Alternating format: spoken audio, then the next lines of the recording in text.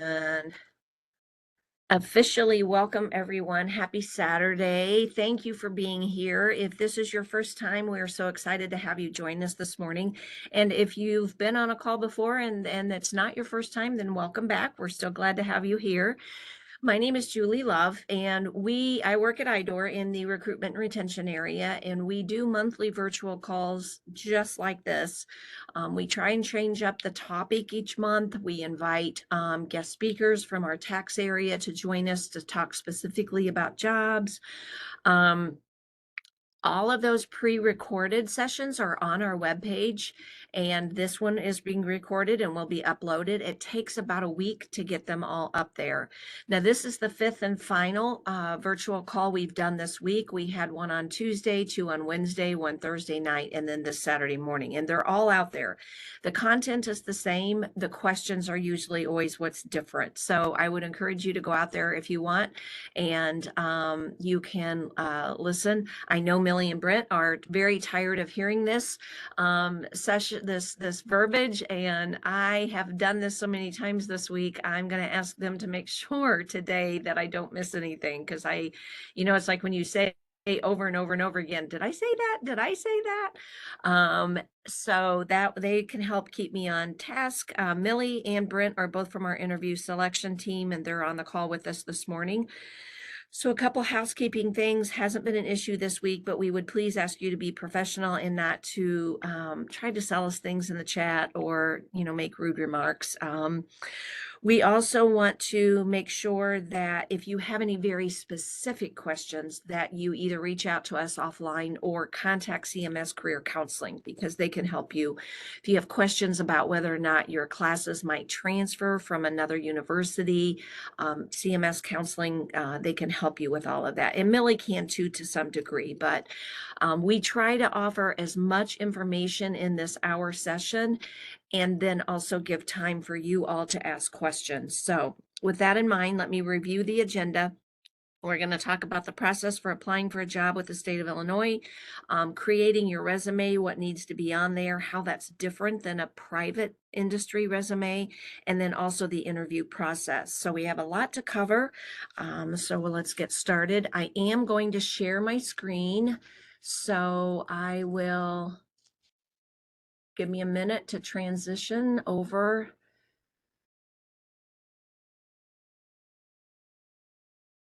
It is super slow this morning.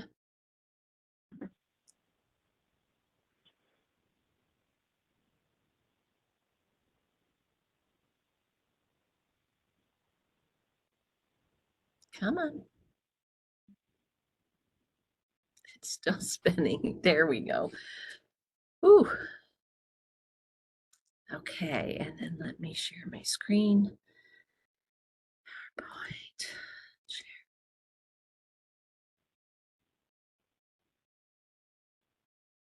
And hopefully that came through. Something's happening. Still trying. There we go. Okay, perfect. And I think down at the bottom right, next to the slide bar on your bottom right, there's a little screen down there. Well, that Brent, you click. that's my problem, because once I share my screen, okay. my taskbar goes away. Okay. Yeah, they can So, zoom in. You can still see it. I'm sorry. I will go from the beginning, and hopefully that will. There we go. That works. Okay. That's perfect. Okay, there we go. Thank you for your patience. Okay, so let's get going. This is our quick disclaimer. I'm not an attorney and I'm not a tax expert. So we are here today to talk about jobs in the application process. A little bit of history on IDOR. I know you cannot pick up the paper today and read about all the various organizations that are laying people off left and right. Mass layoffs. One of the greatest things about IDOR is that we are a very stable agency. We have to be in business. We started in the 1920s processing the motor fuel tax. We were formed or created as an agency based on legislation, so we have to be here. Our mission basically is to administer Illinois tax laws. We collect that tax revenue, process all of that. We work with the comptroller's office to then disperse those funds, either a refund to a taxpayer or to an entity that benefits from those tax dollars. So we are a very stable state agency. We have about 1,300 employees and with a variety of jobs across the board. One of the things we get asked about often is if there's an age limit to apply for revenue, and there's not. In fact, what we have found from our research is that most of our employees come to us in a second career, meaning you may have graduated from college, you worked in private industry for 10, 15, 20 years, and now you might be ready for a slower pace. Maybe you're 50, 60, you're not ready to retire, you need benefits before Medicare kicks in. There's all kinds of different reasons that employees come to Revenue to work. I can tell you the average age for our employee is 46 years, and the average age for our trainee is 38.12 years. So we get a lot of employees that come to us not directly out of school. We value that diversity and what those employees bring to the table, those years of experience that they have. We think both culturally and professionally that diversity helps us foster a more productive work environment, and that helps with working with our taxpayers. So we love our employees. Now, IDOR program areas. These are the major areas that comprise our agency, and these areas all deal directly with taxpayers. Now, some more than other. So taxpayer service is kind of like the customer service area. Account processing receives all the tax returns in and sorts and distributes those. They do some of the legwork on the returns. Collections is just that. If someone fails to pay their taxes, our collection unit helps get those dollars that are owed to us. Our audit area does audits on both individual and businesses. It's one of the largest areas at Revenue. And then we also have legal services and the criminal investigation unit. And that usually is for people who aren't paying taxes, not necessarily your personal income tax that you pay every year, but maybe you're going across state lines and purchasing items that need to be taxed and you're not paying those taxes. So a couple different areas. We also have HR. Brent, Millie, and myself are in our HR department. We have communication, internal affairs, director's office, admin services. So lots of other smaller departments, but the four big ones that deal with taxes are on the first four on this slide. Now, locations. You saw a couple slides ago that picture of the big building. That's where I'm sitting this morning. And we also have locations across the state, two in Northern Illinois, Des Plaines and Chicago, and then Rockford a little further west, two down south, Fairview Heights and Marion. The question we get asked most often is, do we have remote jobs? And the answer really is none of our jobs are officially remote. Some of our jobs can be done from home. So for example, in HR, Millie and Brent are at home this morning and I'm in the office. I didn't want to take a chance of having issues with the computer at home, and I wanted both of my screens. So, and it's the same with our jobs here. Some of the jobs can be done at home. Some of them just simply cannot because of the nature of the work. So it really comes down to the position, the program area, and if they can have employees work from home, and then also the person, because we know some people work better at home than others. So the answer really is it depends. Now we're going to transition into talking about a couple of the jobs at Revenue that we post regularly. And you'll see or hear these titles. The first two are trainee titles. And I know that doesn't sound super sexy. These are full-time jobs in the union with full state of Illinois benefits. And the thing about these two titles is we post for these pretty regularly. And when we do, we often post a large number of vacancies. So maybe 20, 40, 60 vacancies or openings that we're trying to fill at a time. And we call these like a large class hire. So we'll fill 60 people. They'll start on June 1st. They come in together. On these trainee titles, we give you all the training that you need. No experience is necessary. So we give you on the job and in the classroom training to teach you about taxes. Now, the RAT title is in our audit area. It does require a bachelor's degree, and it also requires 15 hours of progressive accounting coursework. So of the trainee titles, this is the most specific. And again, it's a union title. Now, the Revenue Tax Specialist Trainee, or RTS, we call it for short, we have these titles across the whole agency. So all 4 tax areas have this title, as well as some of those other departments that we talked about earlier. And this is kind of a generic title. Again, we give you classroom and on-the-job training, so you don't have to have any experience. The slide says requires a BA, and it did. We've now altered that just a little, so there could be an equivalent. If you have prior experience working with taxes, you could also qualify. So it's important that you want to look at the minimum qualifications to see if you do. And again, these are union jobs where when you complete a portion of the training, you get what we call a semi-automatic promotion and a bump in pay. Both of these jobs right now today are not requiring an interview. So you simply apply if you meet the minimum qualifications. And depending on the number of people that apply, you, if you were selected, you would get a phone call from Millie, and she would talk to you about the position and make a job offer. Now, the next 2 are in our legal department. And the reason I put these on here is because we always are searching for attorneys. So again, sometimes we get them after they've worked in private industry for a number of years and they're not ready to retire.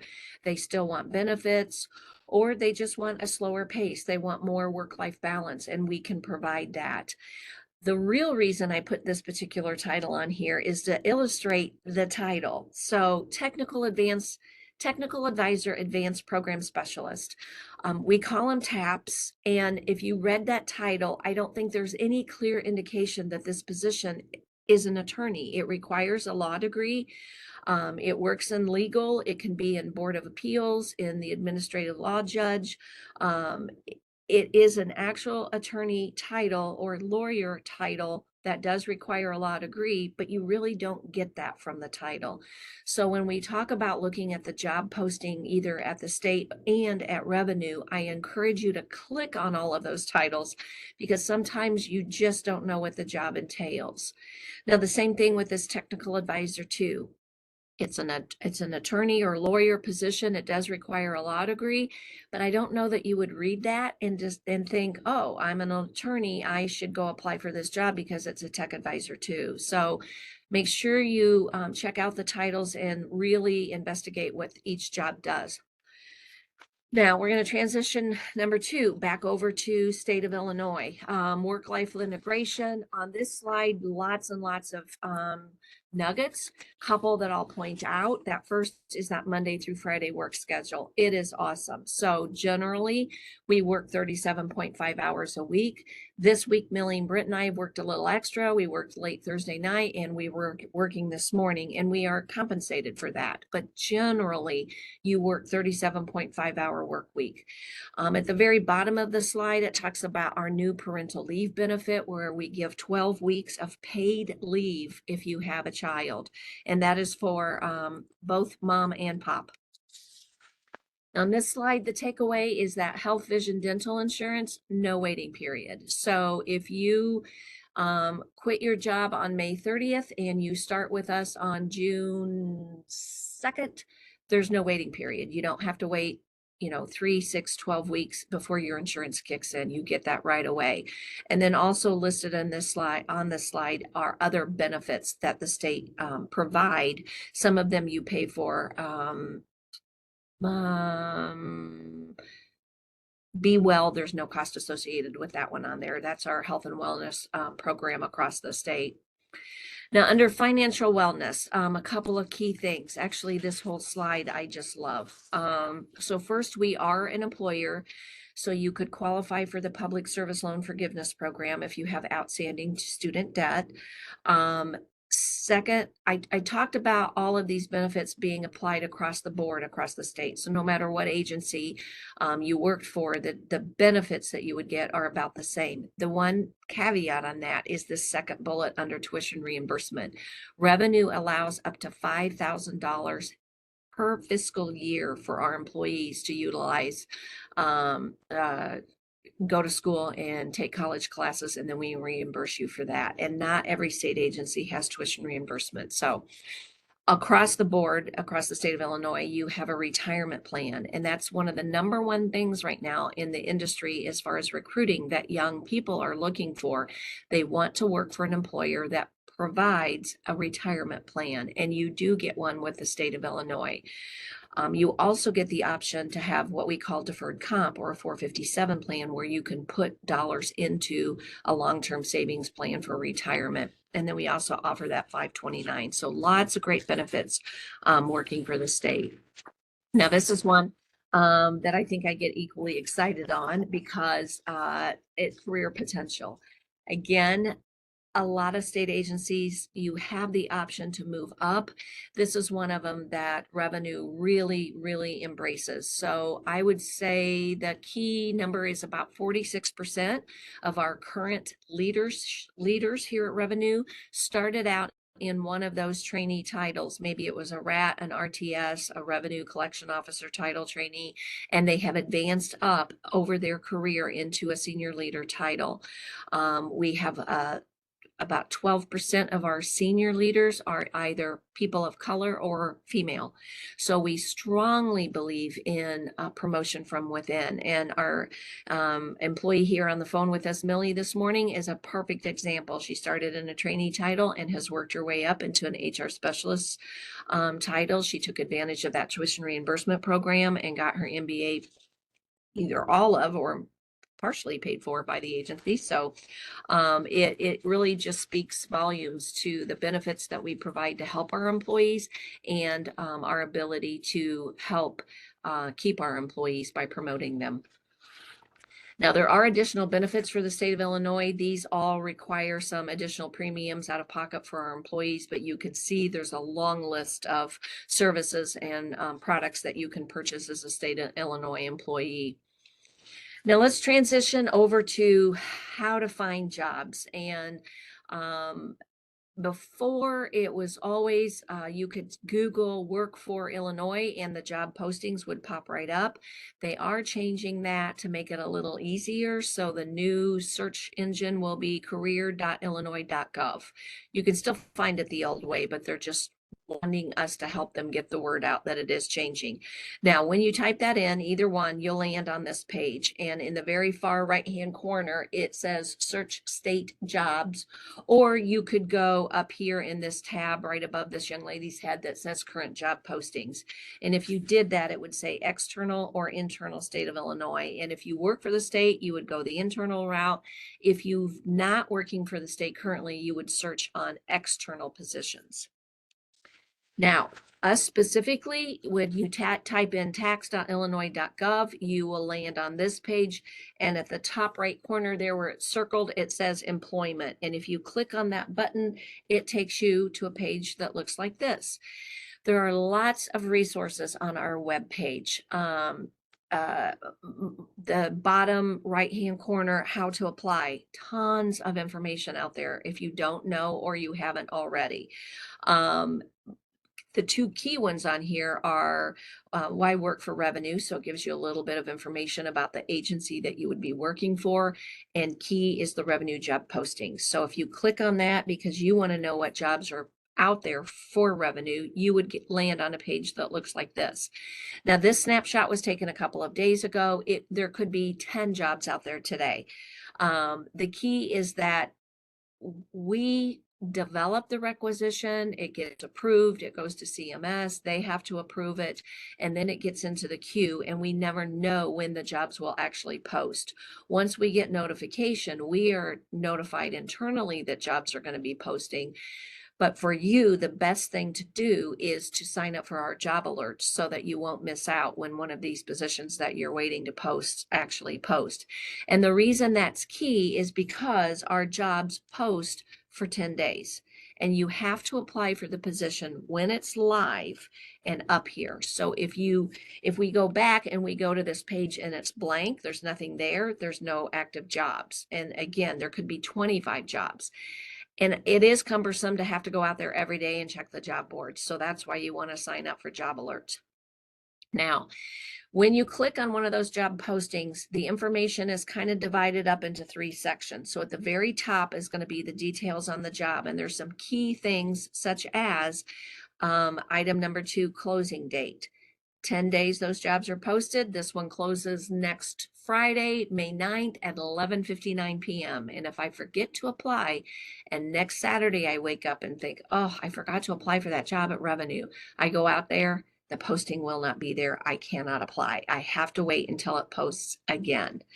For our trainee titles, that could be 6 to 8 months, maybe a year. For some of our merit comp and other specialized jobs, it could be 3-5 years. So please sign up for job alerts. This also tells you the title for this particular job that's posted is the Revenue Tax Specialist Trainee. There is a posting number there, 38575. And most important takeaway from this section is print or save the job posting because you will need it later. And we'll talk about that. This particular position is Spanish bilingual option. So we are looking for someone who speaks Spanish. The salary is listed here from $4,096 to $5,464. We often get questions on that. Well, can I come in and request the $5,464? If you're off the street, I'm sorry, you cannot. Our salaries are negotiated with the union and there's a range. And that range listed here means for non-union employees, you would start maybe a smidge over that 4096, maybe 4150, depending on your experience and your education. But we have to keep the range where the way it is, the structure of that range, so that you can advance and get those step increases as you complete the training. This information here also says it's a full-time job. It's located in Sangamon County. Make sure you take note of that, because if you're in Cook and think, well, I'll apply and then see if I can work remote, can't let you do that. So you want to make sure you pay attention. And then the bargaining unit code is that RCO 62. That tells you that this is a union position and it's an AFSCME job based on that number. Now here's the meat and potatoes. This slide has a lot of information. It's not key that you actually read the words on here, but I want you to understand the breakdown. So there's the essential functions, the minimum qualifications, and the conditions of employment. The essential functions tell you exactly what you're going to be doing every day. So if you think, well, what does the job entail? That's the essential functions. If you read it and it sounds really boring and like something you're not interested in, don't apply. Well, you can, but you might be really bored. The minimum qualifications are very important. You want to read through those and see the absolute minimum it takes to apply for this position. In this case, it does need 4 years or 4 years of work experience providing tax-related support functions within a program area with or at, looks like a typo there, the Illinois Department of Revenue. And it also requires the ability to speak and write Spanish. Yes, so those 2 things. If you do not have those 2 things, some people at the state will tell you to go ahead and apply and explain what you do have. Other people, like myself, have always been taught if you don't have the minimum qualifications, don't apply. You're kind of wasting your time. Conditions of employment, very important. So anything specific to this job, you might have to have a state cell issued to you and answer calls after hours. You might have to lift 40 pounds, big boxes of tax returns. The key for revenue is there are 2 that we always have to have, and that is a tax compliance background check and a fingerprint. background check. If you are not in compliance with your taxes, we'll help you get on a plan to get you in compliance in order to work for us. And if you apply at Revenue Springfield office, actually, if you apply anywhere, you have to have a fingerprint background check because we have a daycare here. So we have to go through a little bit more background than any other state agency because of that daycare. And even if you work in Rockford or Marion, you still have to go through that process in case you come up here for meetings or you would transfer to Springfield for a position. And the final details, it's going to tell you the work hours, the location of the job, and the agency contact. Again, this is why you want to print this job posting, because if it's been 6-8 months and you haven't heard and you want to follow up, you're going to dig out Brent's contact information and email him or contact him and say, hey, can you give me an update on that position that I applied for? And then, of course, that blue apply button in the corner down there is where you would actually start the application process. So let's transition over. Oh, nope, I did this last time too. Sorry, forgot. Let's recap. So print and save that job posting. Many of the questions that are going to be asked in the application and or the interviews can come from that job posting. So you really want to get to know that language in the essential functions, that top section. You want to look for keywords. So if it talks about dealing with confidential information, you want to have an example of when you've done that. If it talks about supervision, you want to have an example of how many people you've supervised, what level of supervision. Pay attention to the section labeled requirements or qualifications. Now we'll transition. If you already have an account, it should have looked something like this when you set it up. If you haven't, it's very easy. It asks for basic information, your name, a phone number, an email address, and then it lets you upload information. So you can see in the middle of the screen here, my cover letter and my resume are uploaded to my account. The one thing you want to make sure on when you're creating your account, or even if you have the email address you provide, is very important. And for this reason, if you give us a work email, we contact you regarding interviews via email. It's a self-select or self-scheduling process. So if I apply for a job and I want to go to CMS and I go on vacation, but I've given my work email address on my account and I don't have access while I'm out of the country to my work email, I get an invite for an interview during that week I'm off, and I come back and say, oh, shoot, I was on vacation. Can I still get the interview? And the answer is, I'm sorry, no, you cannot. So you want to make sure that you provide an email address that you can get access to, and that you make sure that our emails are not going to your spam account. So this slide shows a section where you can upload your documents. And the question is always asked, do I have to upload my unofficial, official transcript each time I apply for a job? And the answer is, it depends. You want to make sure you upload it first and check it to make sure the information's all there and it uploaded okay. And if you're a confident person, absolutely, you don't need to apply or upload it each time. If you just want to go back about 5 or 6 job applications later and just check and make sure it's there, that'd be great. Now, again, you don't need to read the questions necessarily. I just want you to understand question 1, ask a question. Do you have a college degree? Yes or no? And then question 2 says, please describe your knowledge and mental development equivalent to the completion of 4 years of college. Additionally, provide when and where you gain this education experience. If you have no experience education, please enter NA. On all of these questions, there might be 6 questions, 10, 12. What you want to make sure you do, key takeaway here, is provide detailed answers. I always encourage new people applying for jobs at the state to create your resume, take the resume you have, put it into a Word document, and then explode it. Give us all the detail, because then when it's saved as a Word document, you're going to be able to go back and copy and paste your answers into the application. And this is actually what the application looks like for the state now. It's electronic through our SuccessFactors system, and they're going to ask you a question, yes or no, and then you're going to be able to respond. The key is to make sure that the information you provide in your answer on the application matches the information on your resume. If there's inconsistencies, that's going to be a problem. And that means the person evaluating your application is going to have to go out and dig, and can't guarantee you that they're going to do that every time. And we can't contact you and say, hey, Sally Sue, there's a discrepancy. On your application, you say you possess a DEI certification, but on your resume, it's not mentioned.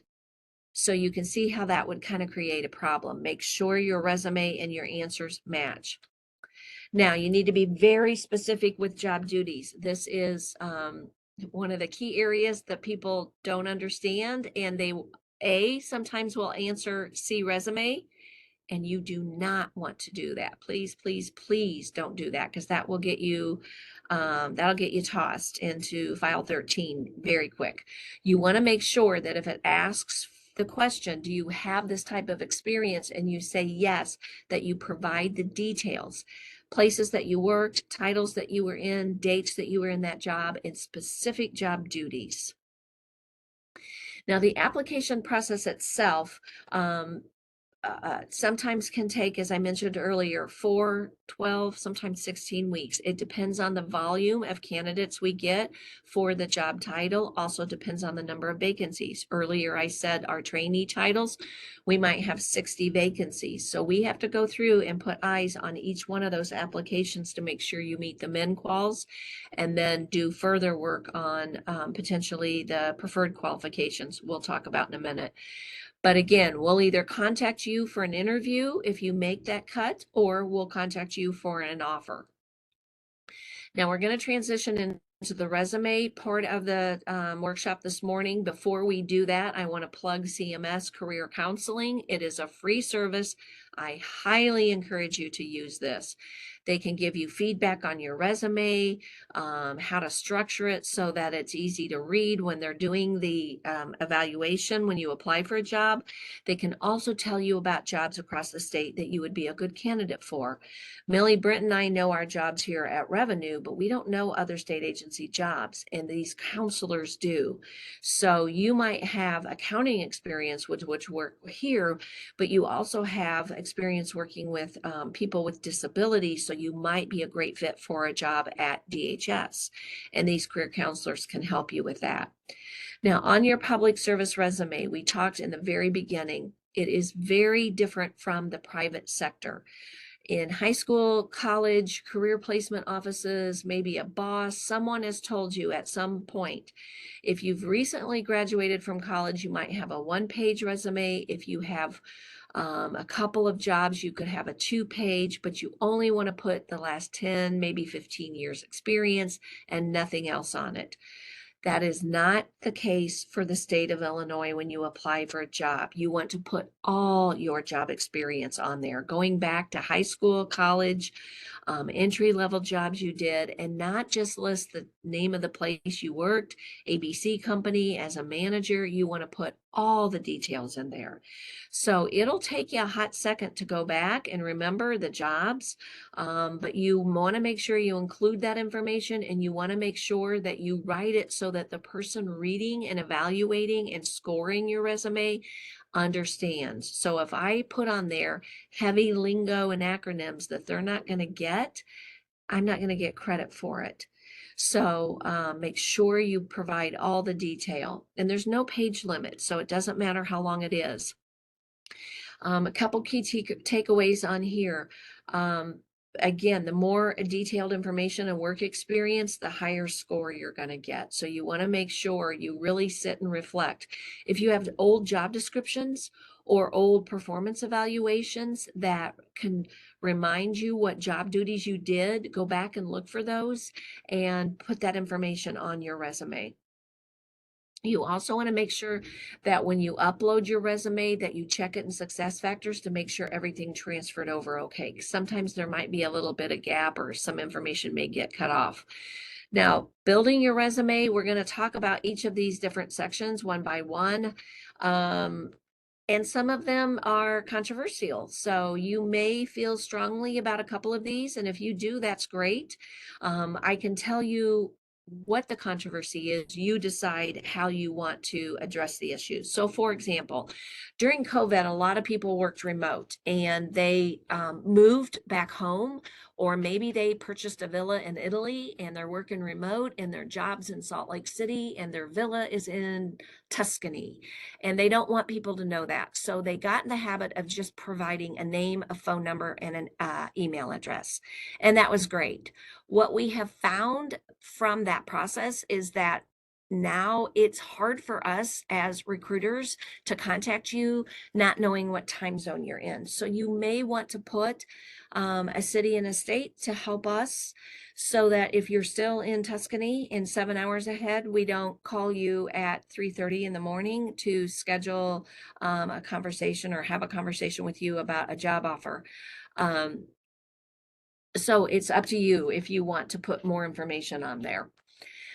The next one is controversial as well, and it really is up to you. I can tell you that a lot of people put this professional summary at the top of their resume, and a couple of things to keep in mind. First, it's not necessary for the state to have one. You don't need it. If you do already have it on there, you don't need to take it off. But here's what I would encourage you to do. Don't make it a fluff sentence. Your resume is all about you and your accomplishments and what you've done. So instead of saying I'm a highly creative professional in HR that brainstorms to solve problems, that doesn't really tell the recruiter anything about me. Anybody can put those words on a piece of paper and you don't know if it's true or not. So what you want to do if you are going to use that professional summary, make sure it's a 2 to 4 sentences that really indicate your level of knowledge, your years of experience, any preferred positions you're looking for, and what you've accomplished. So it's actually more of a summary of me. It's kind of your elevator pitch on paper. Now, on your resume, there's 2 types of skills that you're going to list on there. Some of them are hard skills, maybe some technical knowledge or training that you've gained over your career, education that you've acquired. You want to make sure you put that on there. And then also soft skills. Hard skills are maybe COBOL, not COBOL, it's not anymore. I think SAS is one. I'm trying to think of some of the other programs that you can put on there. Anything that you've taken courses on and got a certificate on, or a degree, or some type of training that you have finished, you've worked hard for that, you've earned it. Make sure you put that on your resume, either under the certification or skills, or in your accomplishments. So you could say, instead of saying, I know Excel, tell me how I used it. I used it to do analysis on recruiting workshops that I conducted. I used it on analysis on demographic information to see where we need to target our next call or what topic area. So use examples. Soft skills, again, everybody puts these on their resume. I'm open-minded, I'm a team player, I'm creative in problem solving. It's great. So if everyone has these words on their resume, what makes you stand out more than the next candidate? And the way you do that is by telling your story, what you've accomplished with data. So instead of telling me you know Excel, tell me how you used it. Instead of saying I'm a creative thinker, tell me that you thought outside the box to reduce, eliminate a process in a job function that saved the company $10 billion. So use your experience and showcase it with data, such as budgets, money that you've saved, time that you've saved, a process that you created, an idea that you came up with. That's how you want to make sure you structure everything on your resume as much as you can. Not every, I attended meetings. Okay, so that's great. I didn't do anything special on that. But if I'm the person scheduling the meetings for 100 people across 10 time zones, that's worth knowing. Now, on your employment history on your resume, you want to make sure that you give as much information as you can. The question comes up on give exact month and year. Do I remember the exact month I started working at the mall and high school? I do not. So you want to make sure that you put summer or fall of whatever year, and you put an asterisk there to say, can't remember the exact month I started, but I know it was in summer. Again, you want to emphasize your accomplishments. Now, sometimes we get questions on these workshops on, I don't have a lot of experience, and that's okay. If you have any at all, you can utilize that and put it on your resume. So, for example, if you did mowing lawns or maybe taking care of a family member who was elderly, instead of saying, talk to my neighbors for feedback on my service, or started with one neighbor, now mow the whole block, you can turn those into job skills by saying, I used my customer service skills to build relationships and earn referrals. That's key. So your service was great, that you got other people to sign up for your lawn mowing, and you grew your client base from 2 homes to 10 homes in 6 months. So there's that data I was talking about earlier. In the same example, under the home health aid, you can list those job duties down there and get credit for those. So make sure you put all of that information. Now, talk about certifications. If you have them, put them on there, but make sure you put where it came from, the date you got it, and if it's still active. Education. We always get a lot of questions around education. So if you have a degree, make sure you put the name, location of the school. There could be multiple campuses. So you would want to identify which one that you attended, the degree you attained, and graduation year. Some people are like, I don't want to put it on there because it was from 1980. Then don't put it on there. But particularly if you're a brand new college graduate with a 1-page resume and not a lot of job skills, it helps to see it's on there so that we can put those connection together. Oh, this person just graduated a year ago and has only been working 1 year. So that's why there's not as much experience. The most important one is the number of credit hours completed. A lot of times people will ask on these workshops, should I still list a college on my resume if I didn't graduate? And yes, on your state of Illinois resume, you want to still put that on there, because if you got 40 out of 60 hours, we need to know that. And you also want to put the areas that you studied. So spell it out on that resume. I went to UIS from this date to this date, and I earned 40 hours, and my concentration was 20 hours in accounting, 10 hours in econ, and 10 hours in general electives. So you want to make sure that you do put that information on there.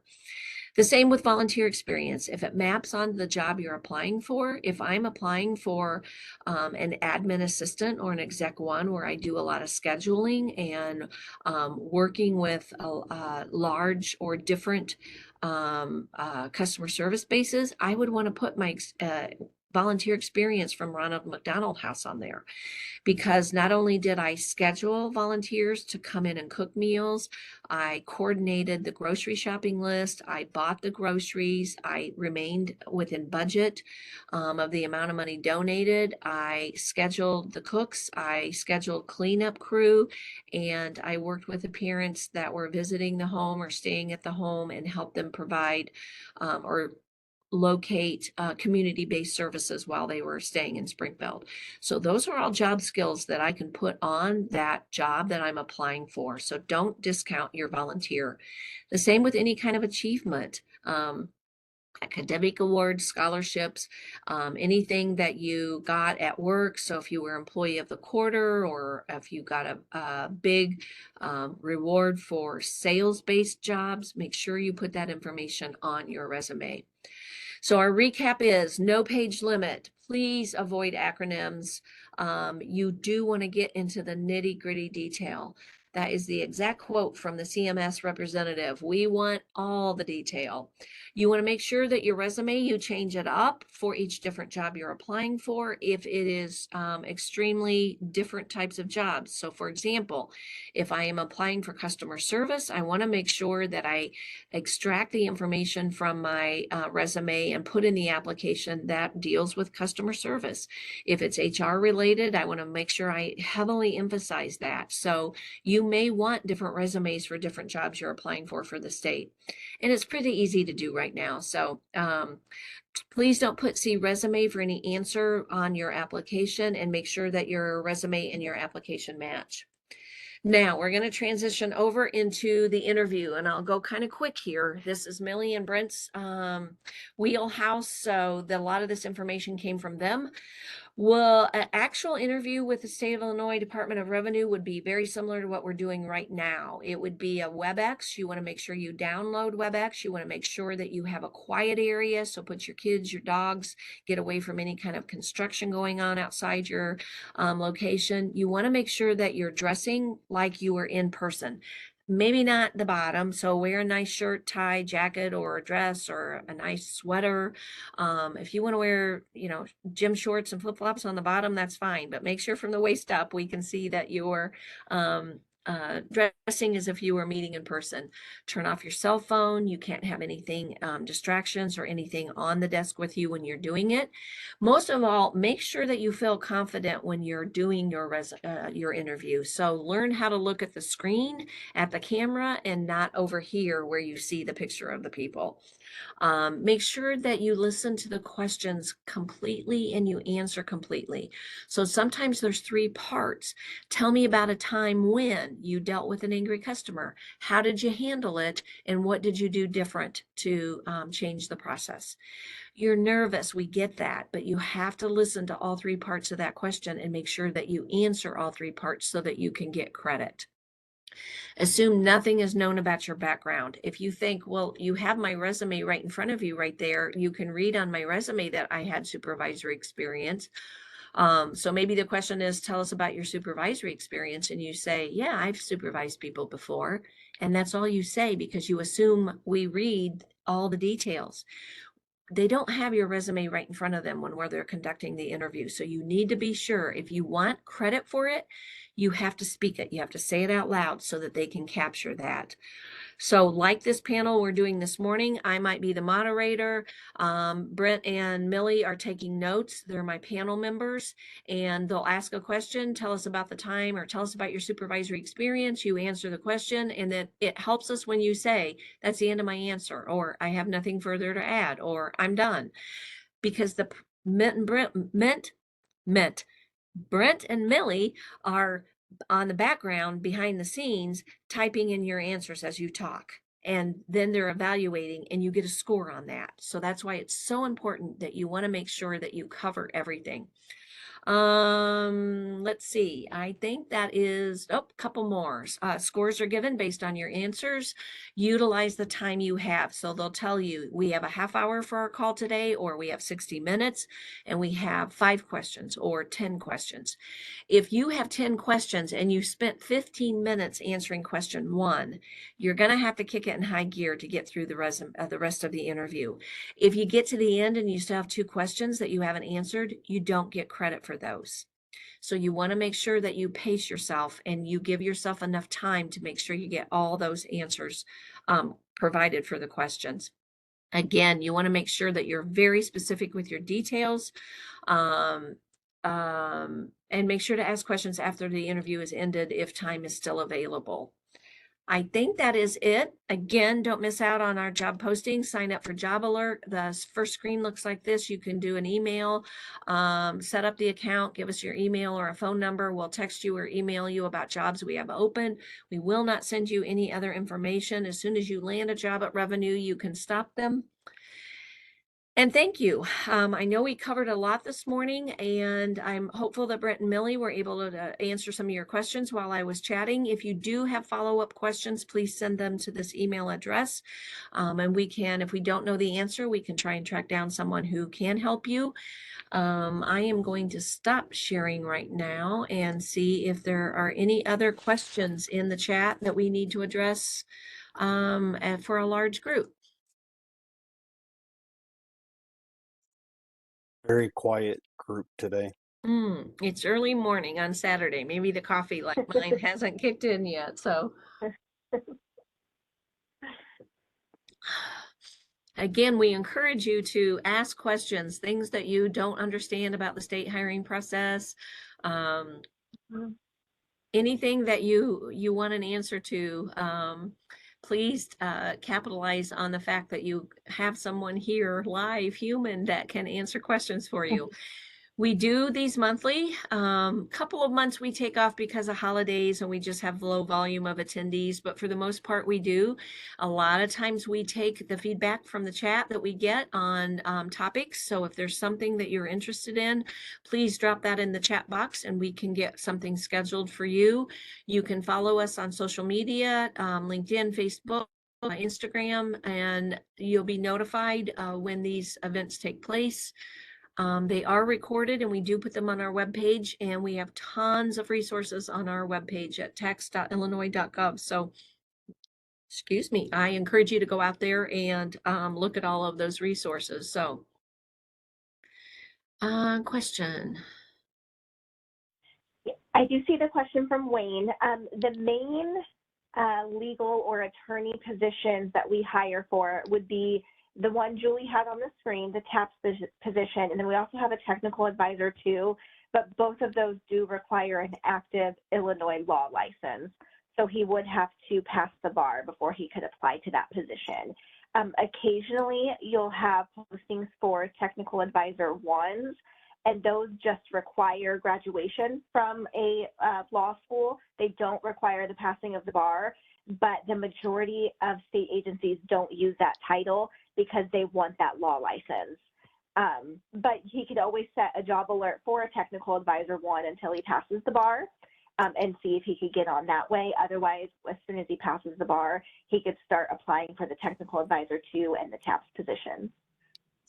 And we would love to have him. Yes, and we are not the only agency having difficulty filling legal positions. All agencies are. We're begging for some lawyers to apply for our position. Yes, yeah.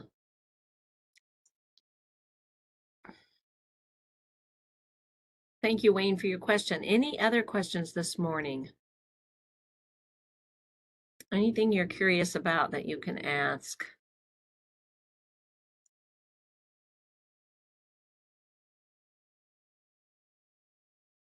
Well, we certainly don't want to keep you. Thank you for your participation this morning. We greatly appreciate it. And again, if you have ideas or questions, follow back up with us. Sign up for job alerts. Make sure you don't miss those positions that you're interested in. And keep watching our socials for other topics that are coming up. And hope you have an amazing Saturday. Enjoy the weekend, and we'll see you next time. Take care, everyone. Thank you.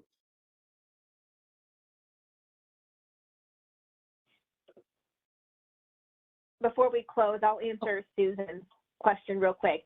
If there's no close dates, it could be that it's a continuous posting. So they're trying to collect as many applications as they can before they start hiring individuals. So if there is no close date, I would still go ahead and apply. Those are usually titles that agencies have a difficult time filling, or they just are filling so many of them, they keep them open so they can keep getting applications. I know the Liquor Commission did that with their students when they were doing hiring those students, and we had it for a continuous posting, so there was no close date on that one. That's a great question. Anything else? Okay.